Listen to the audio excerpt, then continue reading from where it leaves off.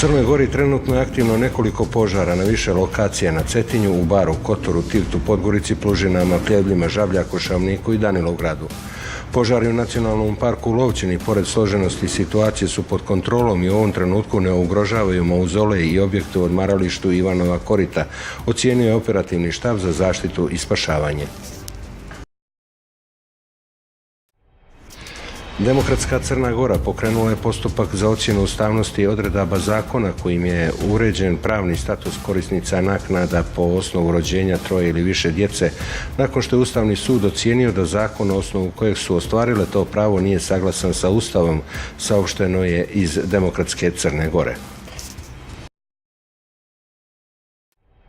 Demokratska partija socijalista zatražila je od vrhovnog državnog tužioca Ivice Stankovića da saopšti javnosti da li je predsjednik opštine Kotor Vladimir Jokić u vrijeme održavanja lokalnih izbora bio državljanin Srbije.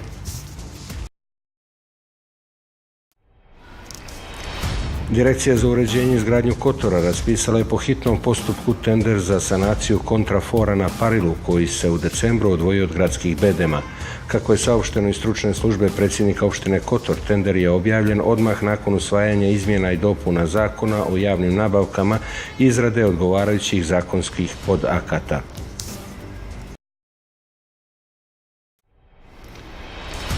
Udruženje sportskih novinara i Zavod za zapošljavanje Crne Gore u saradnji sa Paraolimpijskim komitetom pokrenuli su projekat osposobljavanja osoba sa invaliditetom za rad u sportskom novinarstvu.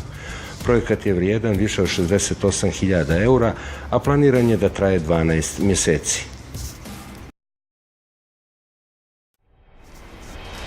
Srbija je čvrsto opredijeljena za dijalog Beograda i Prištine i vjeruje da je potreban ozbiljan i odgovoran pristup, hrabar i realan sa pogledom u budućnost, poručio u Njujorku šef srpske diplomatije Ivica Dačić. On je upozorio na ogromnu političku nestabilnost na Kosovu i na činjenicu da nema napretka kada je riječ o uspostavljanju zajednice srpskih opština. Obraćajući se članicama Savjeta bezbjednosti Ujedinjenih nacija, Dačić je istakao da je ključno da dijalog bude zasnovan na obostrano prihvatljivim rješenjima za sva otvorena pitanja bez prejudiciranja budućeg statusa Kosova i Metohije. U poplavama i klizištima koji su pogodili glavni grad Sierra Leonea, Freetown, poginulo je više od 100 djece, saopštili su zvaničnici. Centralna mrtvačnica u Freetownu je saopštila da je oko 400 ljudi nastradalo u nepogodi koja je pogodila Freetown u ponedjeljak ujutru, navodi agencija AFP, upozoravajući da to nije zvaničan bilans žrtava.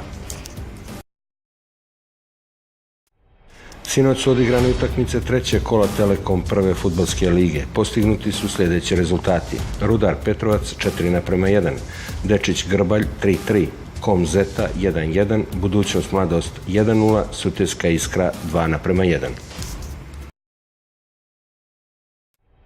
Ženska kadetska rukometna reprezentacija Crne Gore pobijedila je u Mihalovcima selekciju Austrije 25-22 u utakmici drugog kola druge faze Evropskog prvenstva u Slovačkoj za igračice do 17 godina. Crnogorske rukometašice su tom pobjedom obezbijedile borbu za plasman od 9. do 12. mjesta i zadržale šanse za plasman na svjetsko prvenstvo u Mađarskoj. U Crnoj Gori danas će biti sunčano, a poslije podne se očekuje umjeren razvoj oblačnosti. Na sjeveru ujutru po kotlinama moguća magla.